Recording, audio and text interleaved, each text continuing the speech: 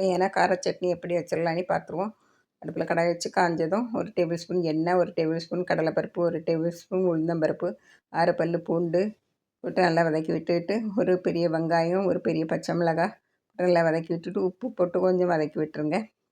இது கூட 2 காஞ்ச மிளகாய், பெரிய காஞ்ச மிளகாயும் போட்டு கிள்ளி போட்டு, கருவேப்பிலையும் போட்டு நல்லா வதக்கி விட்டுட்டு, கொஞ்சமாக ஜீரகம், ஒரு சின்ன துண்டு புளி, 3 தக்காளி இதையும் போட்டு நல்லா வதக்கி விட்டுருங்க. நல்லா மசிஞ்சு வரணும் தக்காளி நல்லா மசிஞ்சு வந்தோடனே இறக்கி ஆற வச்சிடணும்.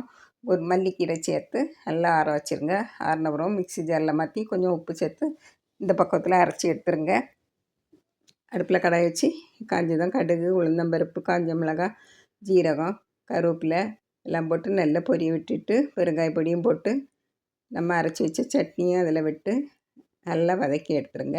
சுவையான தக்காளி கார சட்னி ரெடி ஆயிடுச்சு.